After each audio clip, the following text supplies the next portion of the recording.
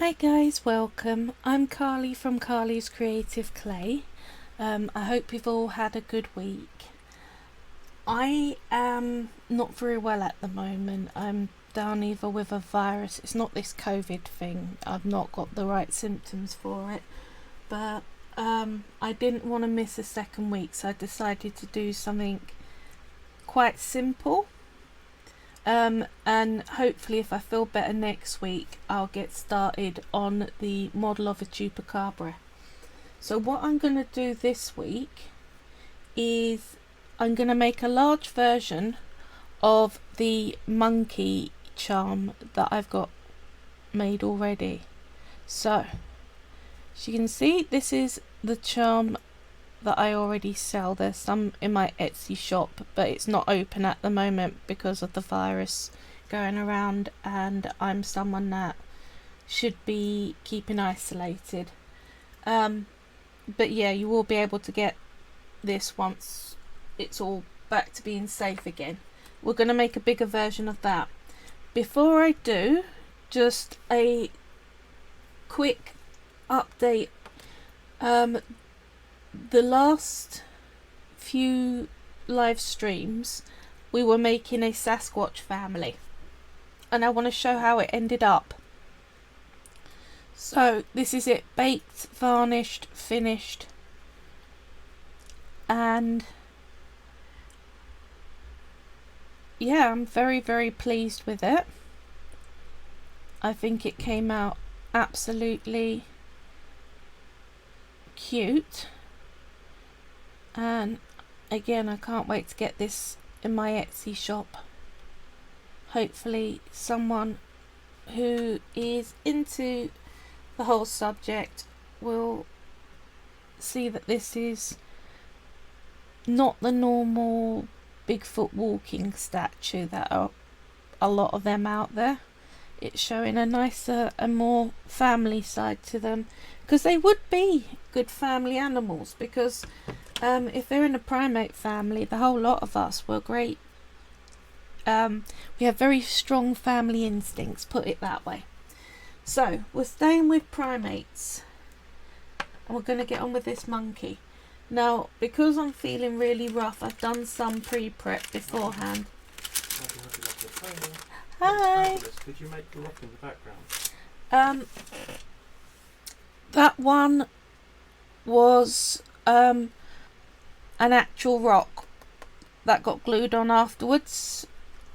As is that, the only rock that I made was the one that she's sitting on. But that's the good thing about polymer clay. If it can go through an oven at 110, then you can add it into your clay work. So I do like to collect interesting stones when I'm out and about, because there's often a really good place for it in a statue somewhere.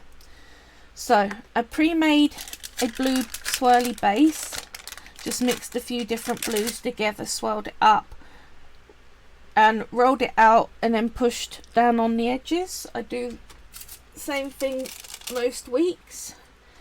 The swirly clay that I use all the time, you can see it in pretty much every video almost. It must be getting boring. I did that, and this is a 3 times round the twisting process, so it's quite a tight swell. Then I made up the skin colour, which is white, brown and ochre. We got white and black for the eyeballs. We're not going to need that much. And I got one of my crystal hearts and backed it in some of the clay from the base. And again, you just roll out a disc of clay and just wrap it around the edges, and then start to squeeze it into the shape that you want. So it's pretty easy to do. Okay? Liz says, hi, sorry you're not feeling well. Oh, it's alright. It's pretty normal for me. I've got a whole raft of health issues that are just prone to making me feel unwell a lot of the times, but I'm not unhappy about it. I see myself as lucky. I've got chronic fatigue syndrome, and there are far worse things out there than CFS. So it just is what it is. Right, now what we're going to need to do is, if you look at the model, we got, out of the fur colour, 2 arms, 2 legs, a tail, a head and a body. So that's 2, 4, 5, 6, 7 pieces. The biggest bit by far is going to be the body, and I'm going to take a little bit under half of what is there, so maybe a third. I think we could call that a third. So a good third of that for body clay. You can put an armature in the middle of it if you're going so big that it's going to be a big chunky block, and you just roll up a ball of foil, pull it into a teardrop and cover it in masking tape. That just stops the risk of your centre staying soft in the oven process. But I'm going to roll that out into a ball, because I have generally found a ball is the best starting place for any of your sculpting elements. Ooh, we're getting there. Well, let's get my second hand in, it's easier. Right, and where the clay is so flexible, you can turn it from a slice into a ball very easily, and you haven't lost all your pattern. If you had a uniform pattern, that would not work. Only with this swirl does it move around to that level.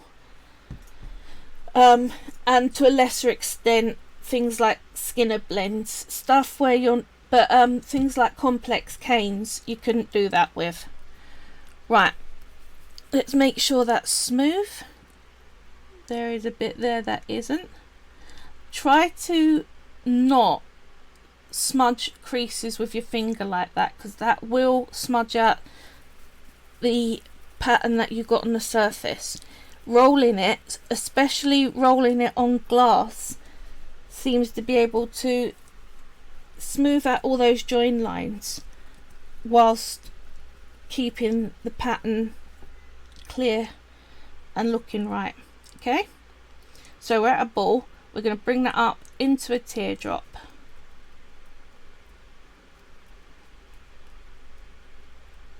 Like so. Now, from there, I am gonna pinch the top so that it goes to a neck. So can you see we've still got that dip down? So it's not going into a very straight teardrop. There's a dip and then up. Yeah? Okay. Then we're going to pick which side we want the front to be. And we're just going to round out, flatten the back a bit. So we're pushing all that back a bit. Yeah? So can you see the profile now? It's a lot more to that line. We're going to round that and just flatten it out a little bit, because this is going to be the belly. Okay? Now, if you want, you can go into back muscles and bums and all that sort of stuff, but I really want to make this a more simpler one, like I do with my charms. So now we are going to need to get some limbs chopped.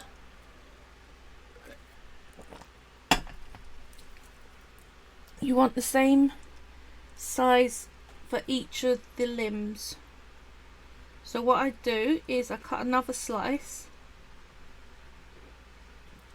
and again I would say a third of what you got left,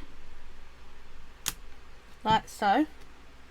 Stick that to one side, and we're going to put this into quarters.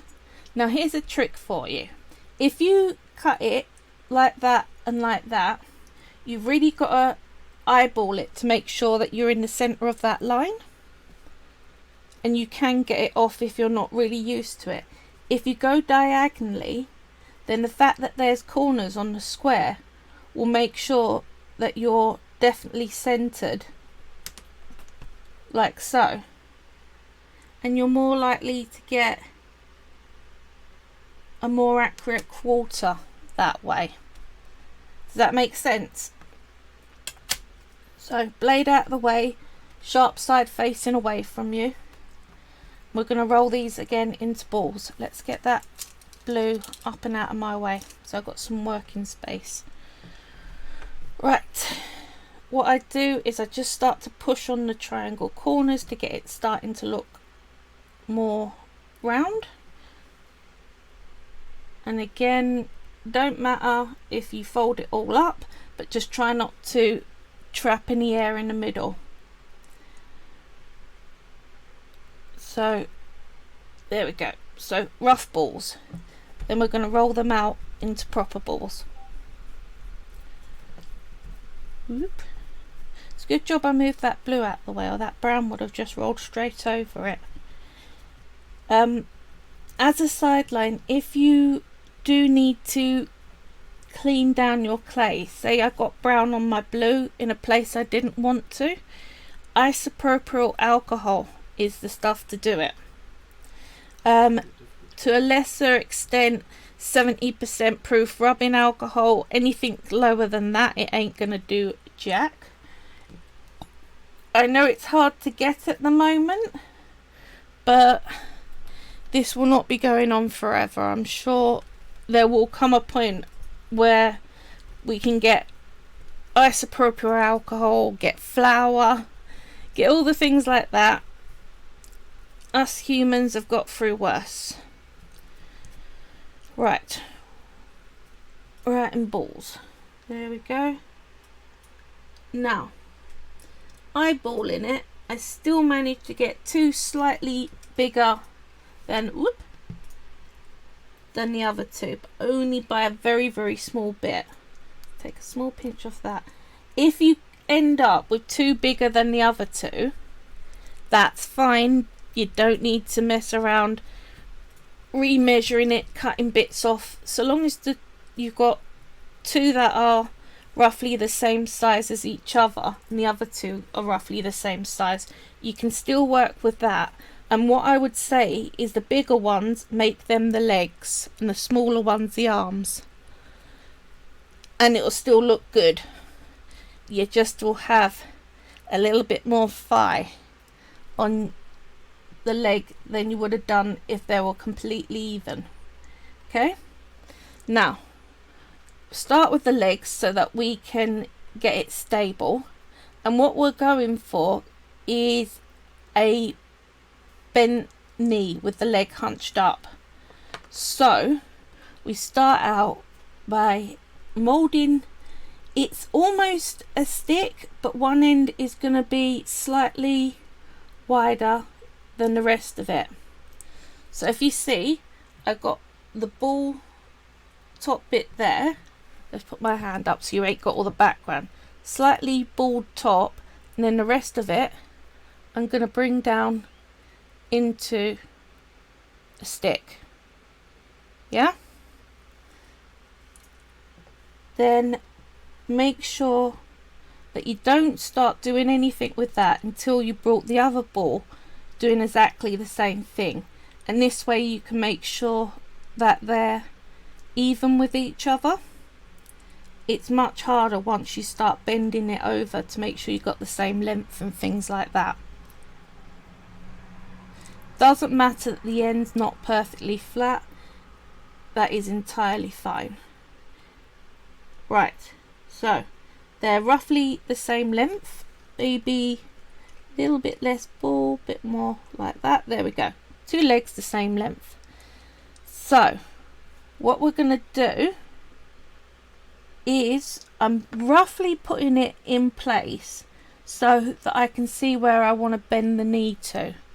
So I'm just starting bending it over, and it's almost at the same height. If I push them together, can you see They're not completely the same height as each other. There's a few millimeters on the ball side. Yeah? So, but you don't want them touching that close yet. We're going to pinch at that knee on the top side to bring it up, and then tap on the front and make it look like a knee. And repeat the same on the other side. Bend it over, make sure they are even with each other, and I find stacking them on top of each other is the best way of doing that. I mean, you can use rulers.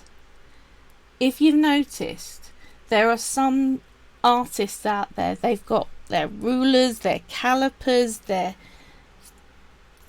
set squares, the whole thing. Everything's a precision lot of mathematics and measurements. I'm terrible at that. I'm numerically dyslexic, so I literally avoid maths everywhere I can. So I tend to do all my measuring against each other, or I will cut myself bits of paper the right length and use that each time, all that sort of thing. Right, what I'm doing, see that the bump that you left at the end, I'm just starting to pinch it flat, so it's just slightly thinner than the rest of the leg. See? Same on the other side. Pinch it so it's just slightly thinner, like that. Now we're going to put them in place. So get your monkey, get your forward facing in front of you. So if you're sat there, belly facing towards you. Then we're going to put the front legs, that bit, flat to the ground, and use the level of the ground to help you position your leg where you want it. So like that. Yeah? Same the other side. You want the same sort of angle. Make sure you're pushing it on firmly once you've got your position right. I advise you to be very certain of your position before you push it on firmly enough. So now you want a nice curved diagonal on the tops of those legs, and then the front of the legs goes straight down. That's the angle we're going for. Now I find before I put an arm in, I like to do a belly button. I'm using a ball tool, but a knitting needle would do fine, a cocktail stick, anything that'll make a little dipped hole. Because remember, mammal. It's very odd when you don't put a belly button in.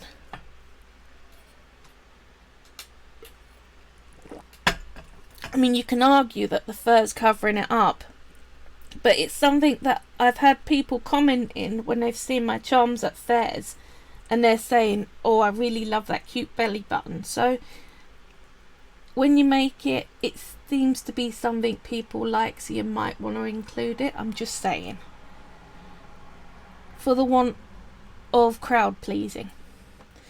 Very similar for the arms, except I'm not keeping nearly as much of a top bump.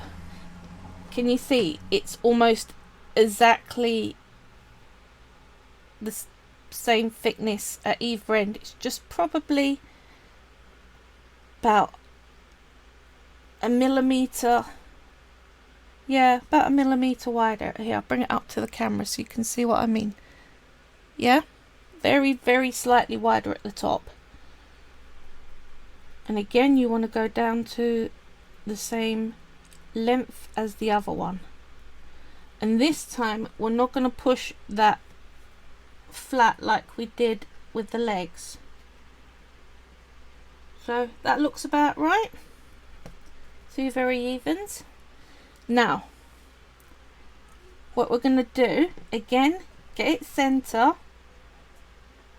you're going to push them on at shoulder height like that, and just bring those bits round the back a little bit. See? So you can see I've just pushed in like that so that they just start to fold round the back. Now I'm going to leave those arms outstretched like that for now, because we've got to put hands on them and we've got to make them hold the heart. So if I started to position them at this point, I'd have trouble. The last thing I'm going to do to that body is get a bit of florist wire. I was just looking through my pot of florist wire for a bit, and I'm going to put that in the neck so that when I stick the head on, it's got a lot more of a hold because it's got wire going through it. So you don't want it too short. Let's go about that.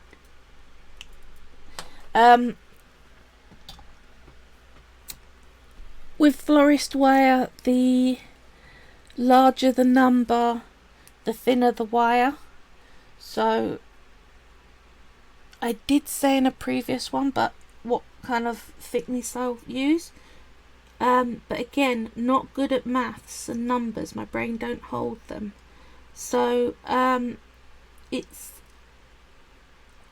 one of on eBay. They tend to only have 6 to 8 sizes of florist wire. It's second from the thickest that I use usually. And can you see I'm just pushing that down the middle of that neck and being very, very careful to make sure that I'm keeping it central so it isn't going to stick out. And then I'm leaving just a bit sticking up the top like that. Then this can go to one side, and dealer's choice whether you want to do the hands and feet next or the head. So I might go hands and feet actually. So 4 balls of your skin colour, roughly the size you want your hands and feet. A little bit smaller than that, that's a bit of a big hand going on there. So yep, right, and all I'm doing is holding the balls up against the hands and seeing does that look like a right kind of amount of clay.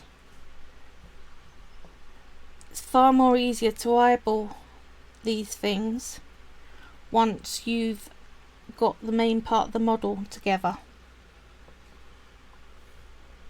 Maybe a little bit more on the feet, one's there. There we go. So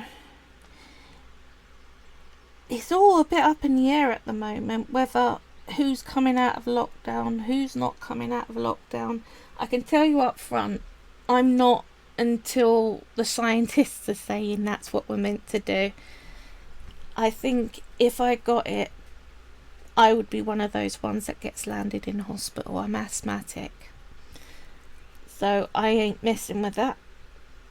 Right, just as a side note, this double-handed rolling, if you're a clayer, practice it, get it under your belt. It took me an hour, maybe 2, and you can do different size balls and all that. It just cuts your time right down for your working time,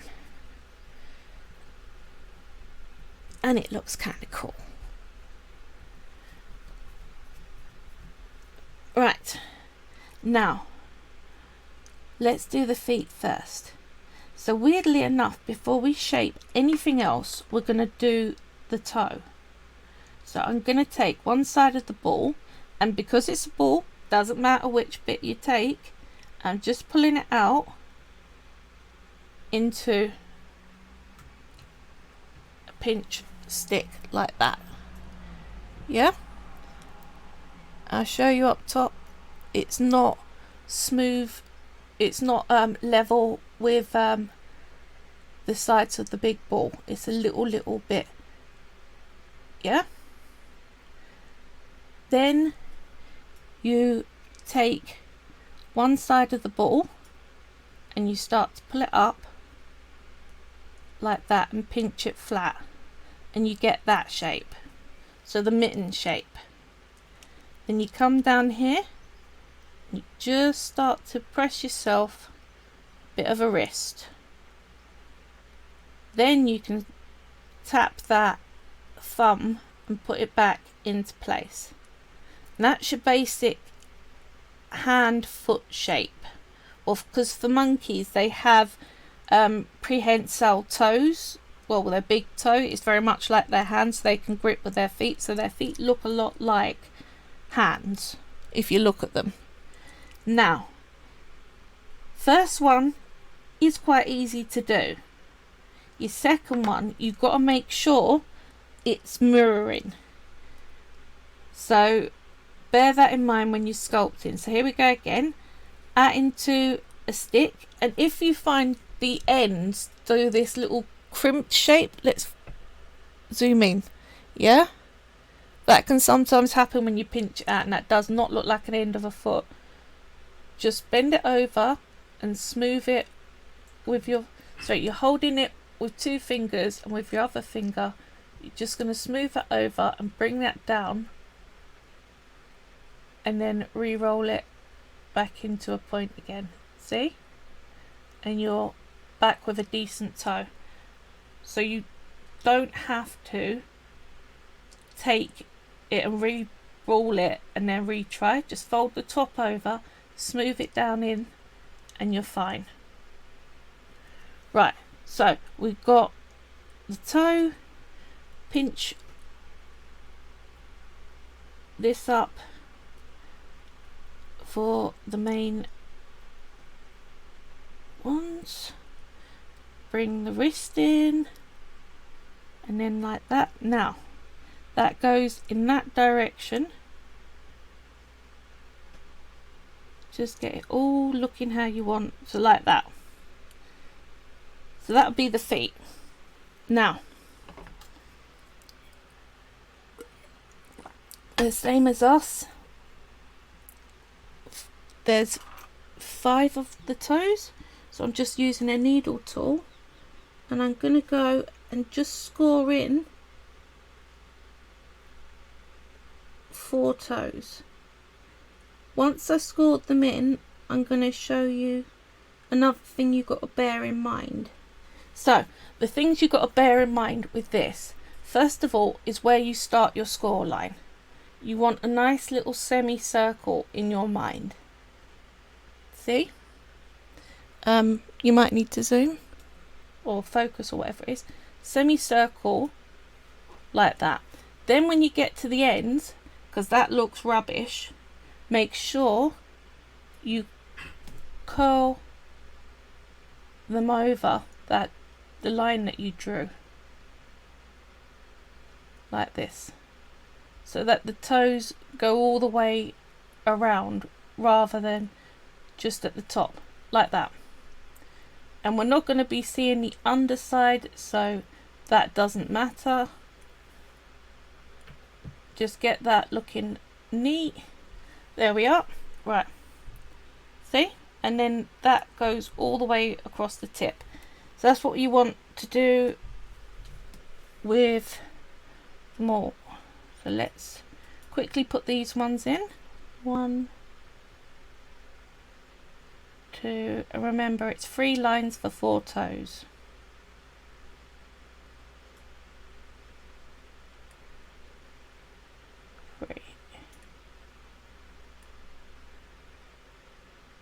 There we go. Now, like that. The other thing is make sure that the lines you've done on one foot are the same length as the other. So this one was slightly shorter. Oops, there we go. Right. So let's put them in place. What we're going to do is line them up in the right position on the desk, so that when you push them down they will be stuck to the bottom of those feet like that. And then hold the knees, hold at the ankle and just push to attach. You can have a little fiddle around, make sure they're firmly on. I'm going to use my tissue blade to release it rather than trying to pull it, because I'm worried it will strip off the bottom. So we have feet on now. Yeah? So let's get these hands going, and it's exactly the same thing as before. Pinching out the stick.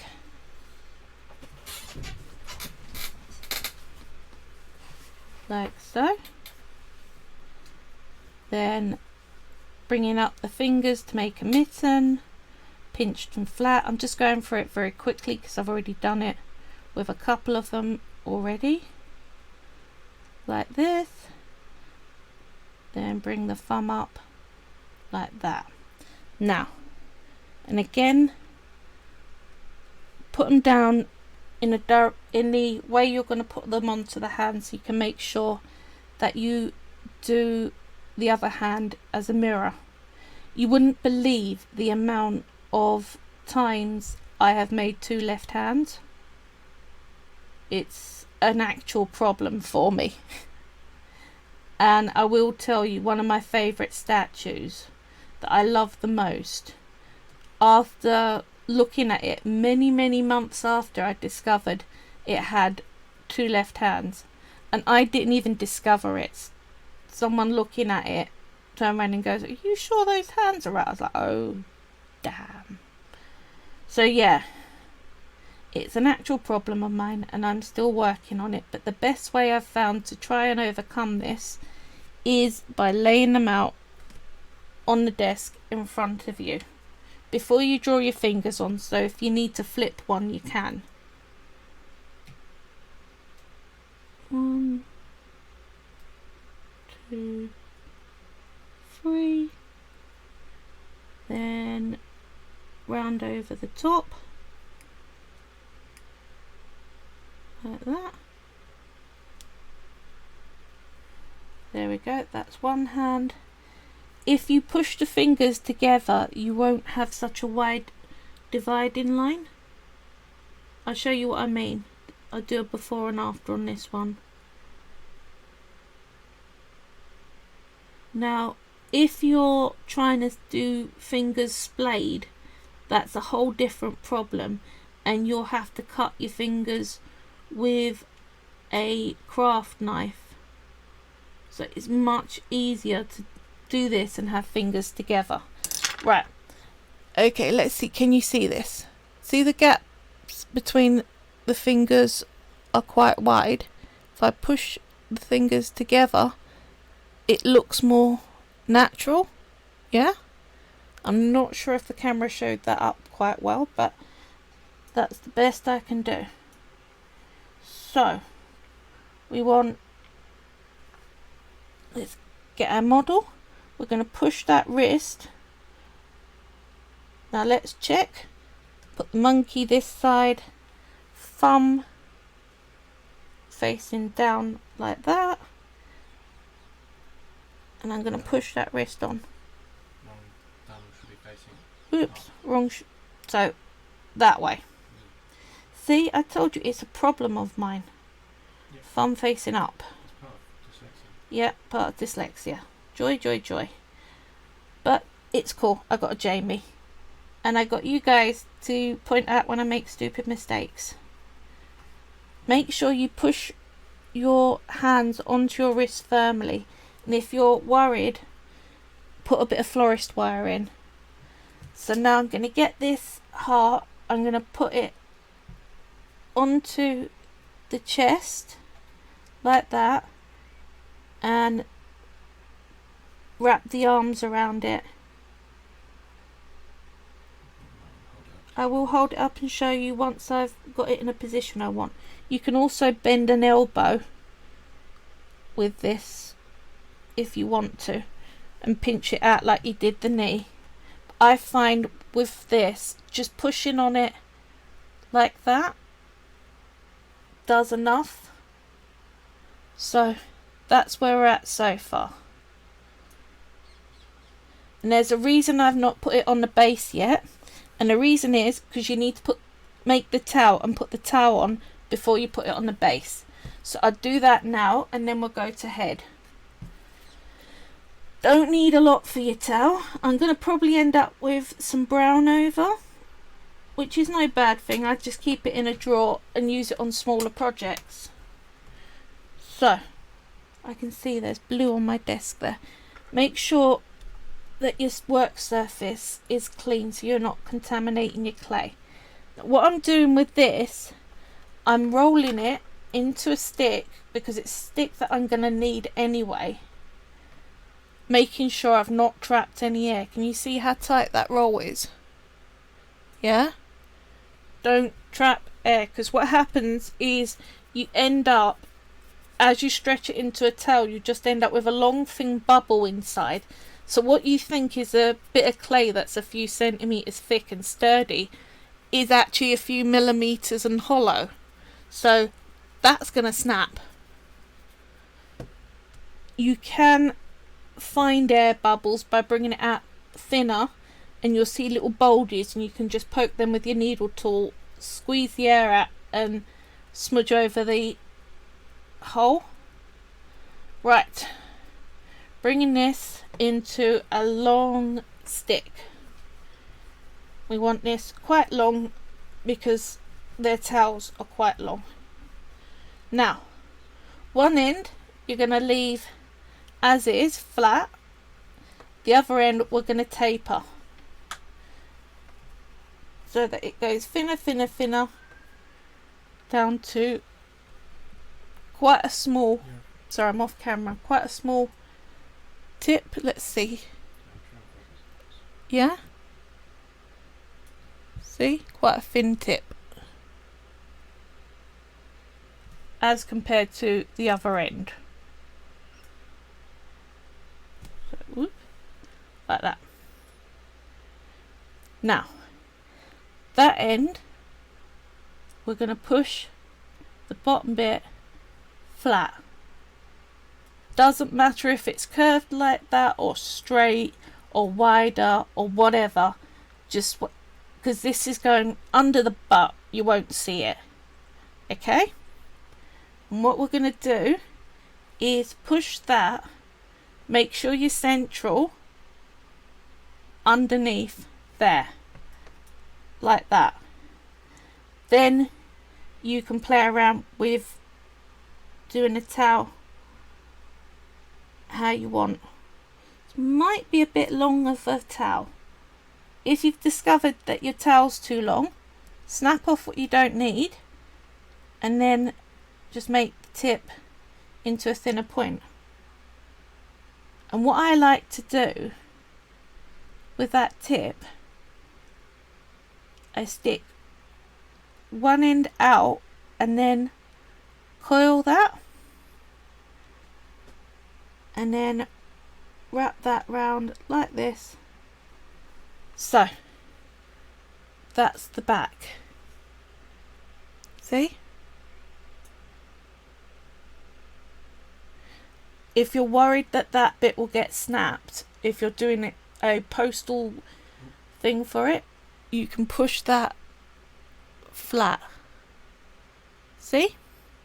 And it still looks good, but it's a lot less likely to snap off. Now we can put this onto its base. So let's make sure it's quite central. Don't forget you're including that towel loop. And then we're going to push down on the shoulders, on the hips, push those feet flat. Make sure that monkey is fully attached. And what you need to be able to do is hold it upside down, give it a shake, and it's not falling off.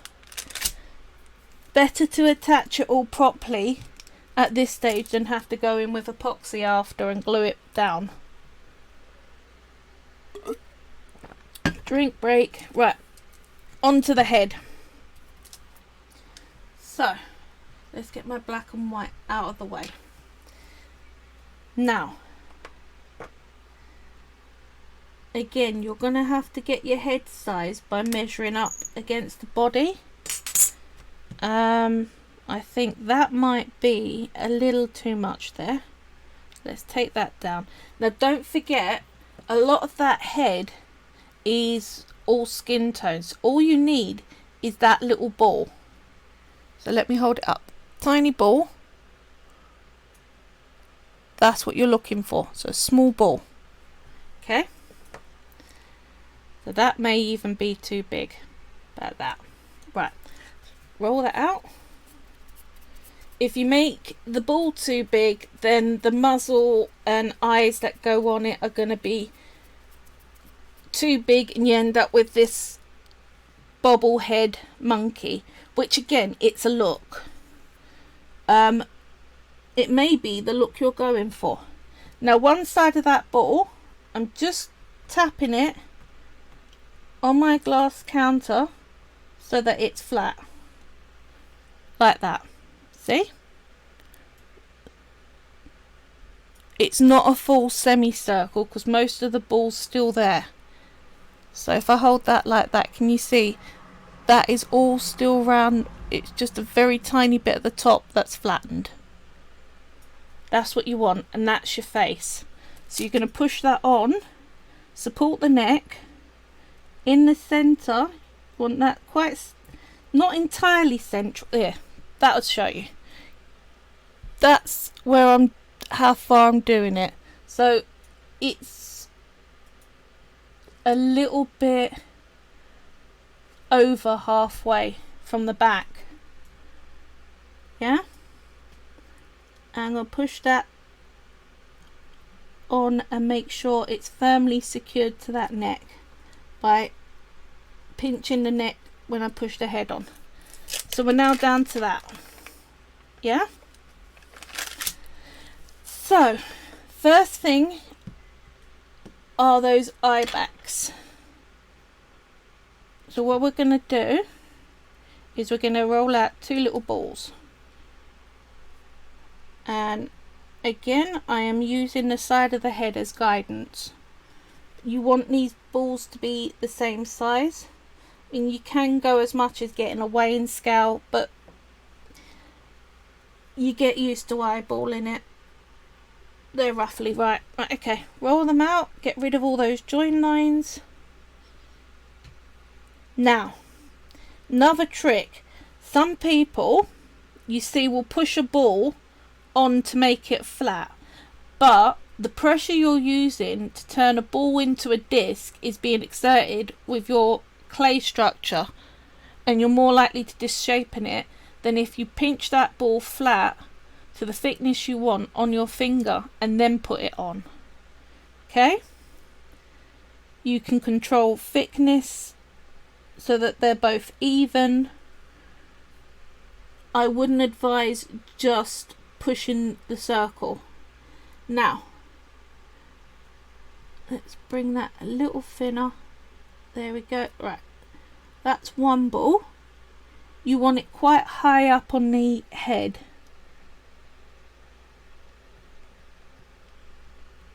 Like that.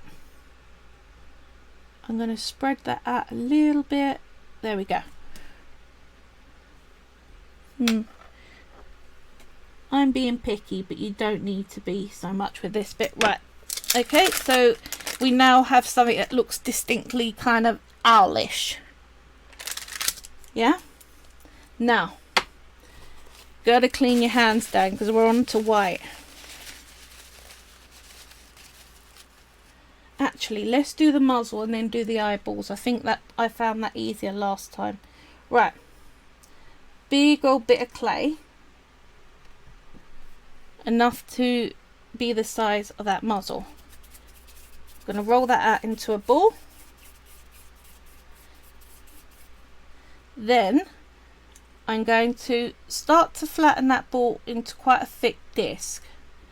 One side I'm going to use my counter to push it down, and I'm pushing at the end to bring it into very much a semicircle. So that shape. Yeah, like that, kind of thick, Yeah?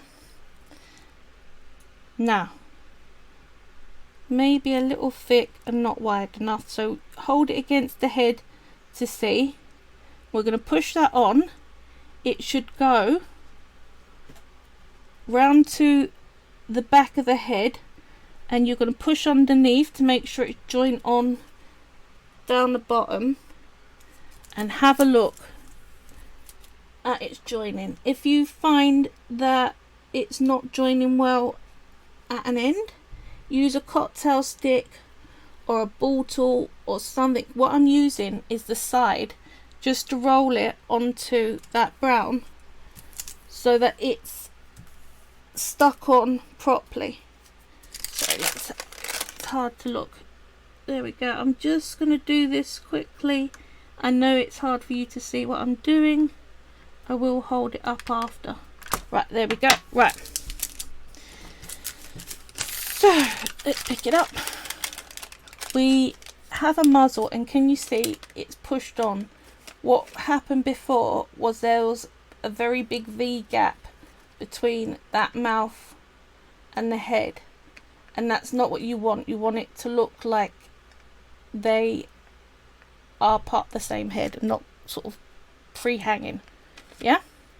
Once you've got your mouth on how you want, use your needle tool to just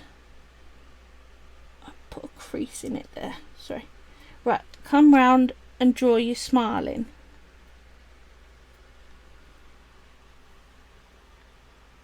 And again, I'm using the side of the tool, not the tip, because if you use a tip, you can either, that's with the side, you get a straight line like that. If you use a tip, can you see the jagged edges there? I'm not sure if you can see that properly. Let's come up there, that's better. Can you see what it does when you drag a needle, as opposed to on its side doing that? Yeah? And that's why I do not use the tip to draw lines. Always the side. So we now got a little happy mouth in there. Okay? And if you turn it up at the corners, it looks more smiley. Let's just make that a bit deeper. Yeah, that's what I want. Perfect. Well, not perfect, but you know, close as I need it to be anyway. So we've got a smile in. Now we're going on to the eyes. So, working with the dreaded white, get the hazmat suit out. Not because it's dangerous, it's because it picks up every bit of dust, shows up everything. I'm sure they should use this in testing environments for whether it's clean or not. Just run white clay over it. Now, we're starting out with a ball that is roughly half the size of the back circles. So we're really going down a lot smaller than what I got there. About that, that'll do me. So let me roll out a second one. For back, the size that I've got here, I'll show you what kind of ball size I'll use with that. And it does look kind of small, but don't forget you've got eyelids to get in there, and it's going to spread a bit when you push it on. So now let's pick it up without smooshing the towel. I'm going to support it like this. Can you see my finger is supporting the back of that head, and it's all held very lightly. And even if I was putting it on the counter, I'd still do that, but you can't see what I'm doing if I do that, so I'm tipping it on its side like this. Get a ball, and you don't want it towards the top, you want it laying next to the nose, or the muzzle rather, and pushing it flat like that. Again, touching the muzzle, push it out. So we're like that, okay? Get my white, put it away, because if you leave it out, it will not stay white, I promise you. Tiny little black dots. and that you're really looking at tiny little bits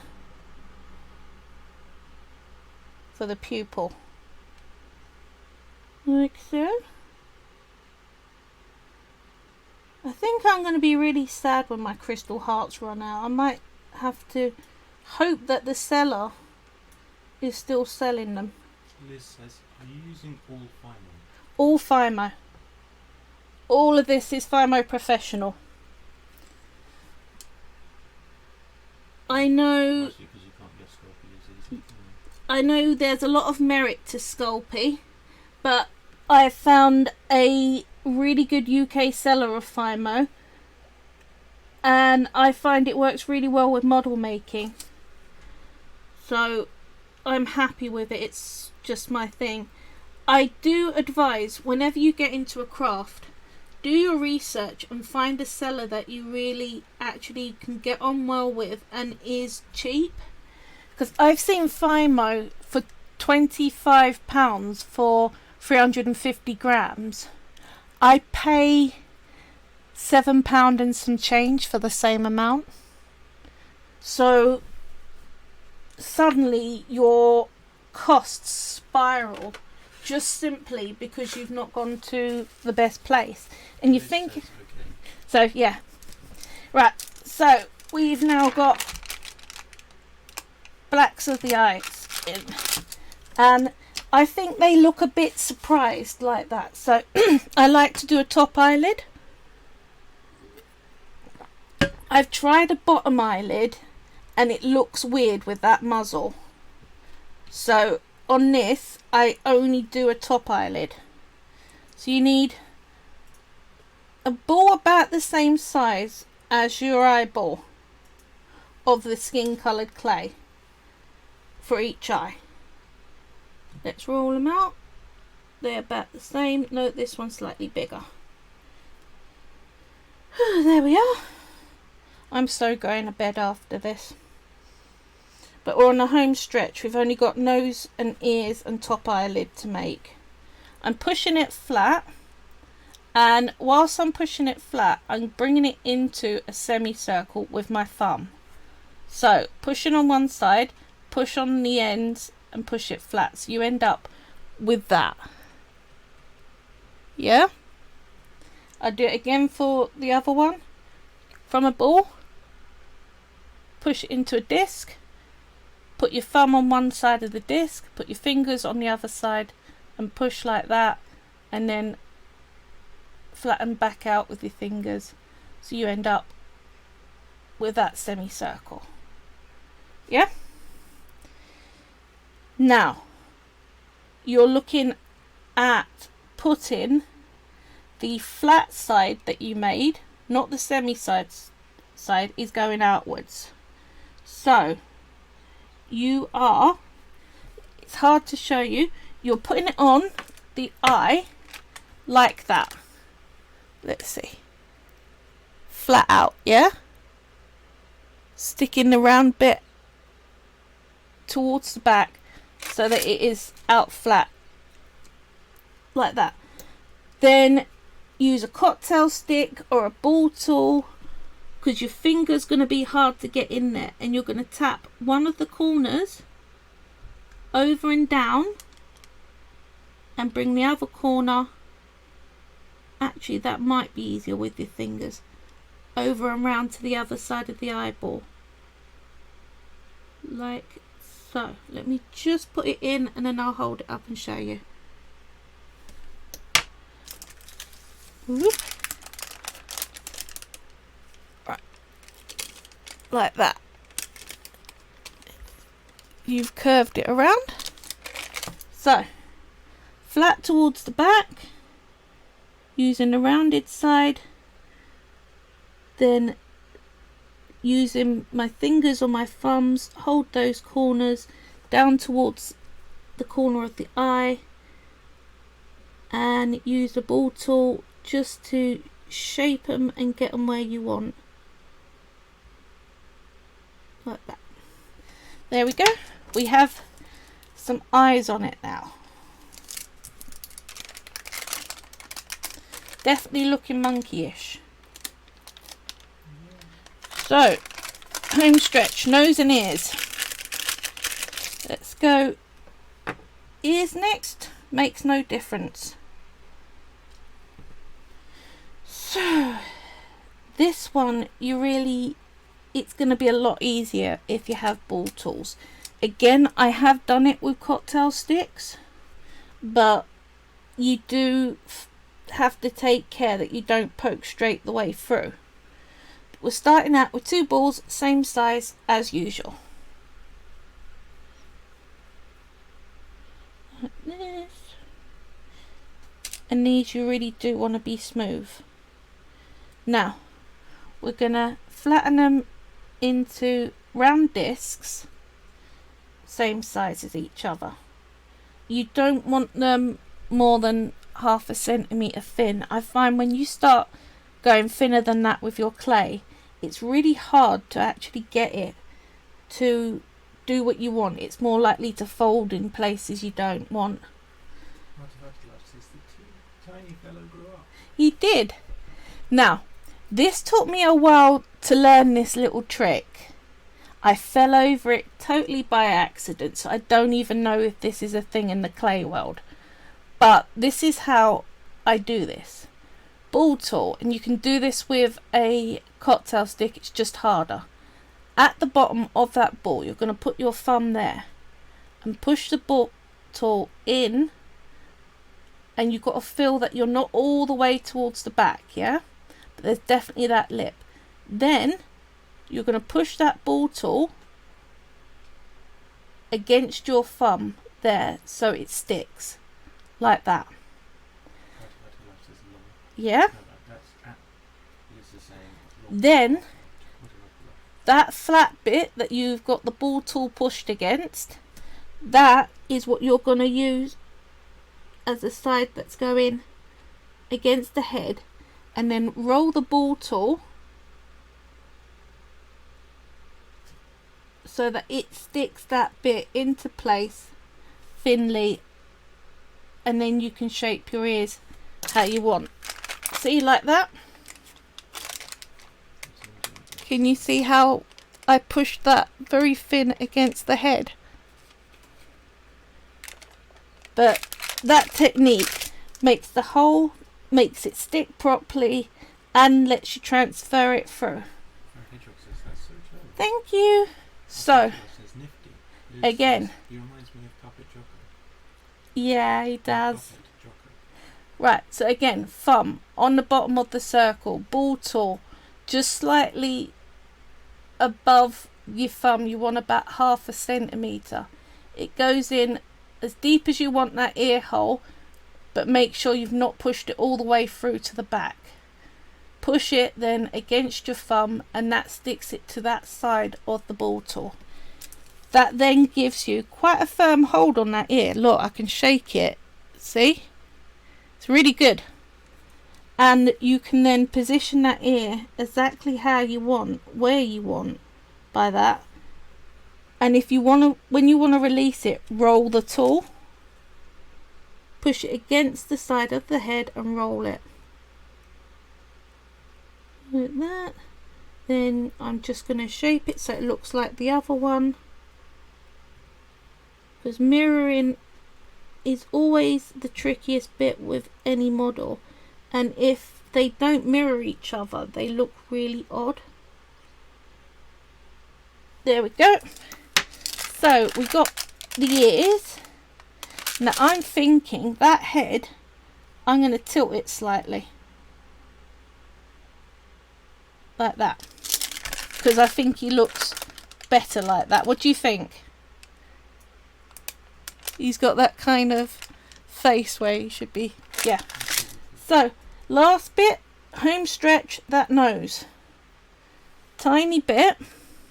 Now, you saw how we did the ears. We're going to do something very similar with the nostril on this nose. But we're not going to use it to be I'll show you. So, we're on a ball. We're then going to roll that ball very slightly on one side to turn it into a tic-tac shape, yeah? Then we'll put said tic-tac towards the front on the nose like that. Make sure it's pushed down firmly, but you haven't messed up your shape. Thank you. Then we're going to come in with our needle tool, and we're going almost level with the mouth, and we're going to put in some nostrils down at the front. I will show you once I have done it. What I've done is I've pushed the needle in and then pushed it flat against the muzzle like that. Okay, so now we've got full on finished monkey. All I got to do is put a date on the back of my business stamp, and I'll get him baked up and varnished up, and when I can eventually open my shop, he will be back in there. You can do things like smooth out the join line on the eyelids. You can start smoothing in any join lines really with all of it, but I find this isn't detailed lifelike monkey. This is more cartoon monkey, and with that, it actually, I like it better to have more join lines in than not. Just fiddling with those eyelids, but there we go. If you make your own monkey, please send me a picture. I'd love to see what you make. If you have any questions or comments or anything, do put them below, or get in touch with me on Facebook or Twitter, or am I on Instagram? Yeah, Instagram, all that sort of stuff. Like, follow, share, all that things. It all helps me out a huge amount. I hope you have a really, really great week. I'm going to go lay in bed and eat plain pasta for dinner. That's it. That's all I'm managing. It's not good. And next week, I'll give you a sneak preview of the pictures I printed out for what I want to do for the chupacabra. Right, here we go. It's called a Mexican goat sucker. Thanks, so he's what I'm up to next week. No worries, Liz. I hope you all have a really good week, and I really appreciate you all being here, and I can't wait to see you all in a week's time. Oh, I'll be fine. Thank you for caring, and I will see you all soon. See you next week. Bye.